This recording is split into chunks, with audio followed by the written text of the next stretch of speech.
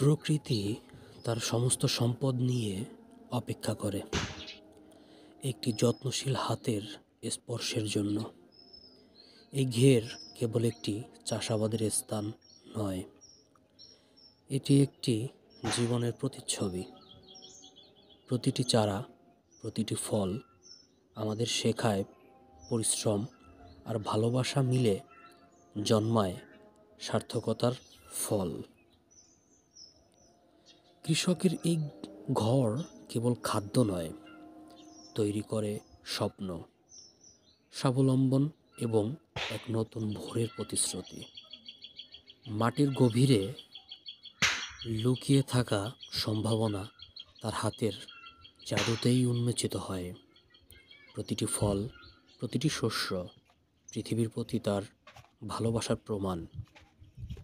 যেখানে মানুষ প্রকৃতির প্রতি যত্নশীল হয়, সেখানেই জীবন ফুল ফোটে।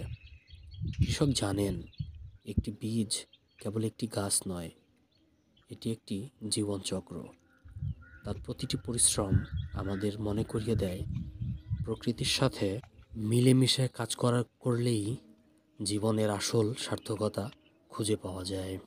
এই ঘের আমাদের শেখায়, প্রকৃতি এবং পরিশ্রমের এই বন্ধনে লুকিয়ে আছে আমাদের ভবিষ্যতে টিকে থাকার গল্প। কৃষকের হাতেই পৃথিবীর শ্বাস প্রশ্বাসের ছন্দ।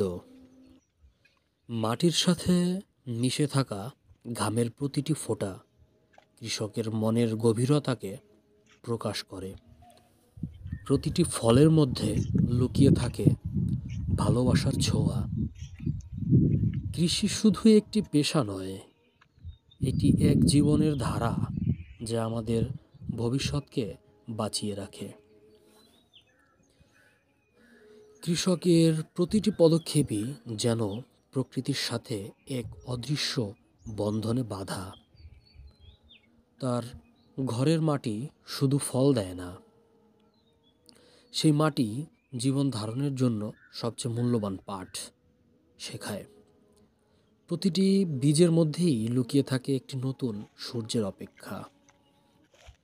এই ঘের থেকে উৎপন্ন প্রতিটি শস্য আমাদের মনে করিয়ে দেয়, প্রকৃতির যত্নই আমাদের টিকে থাকার মূল চাবিকাঠি।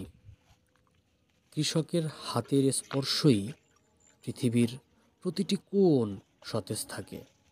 আমাদের উচিত প্রতিটি কৃষকের পরিশ্রমকে শ্রদ্ধা করা, কারণ তাদের হাত ধরেই আমাদের জীবন গড়ে ওঠে।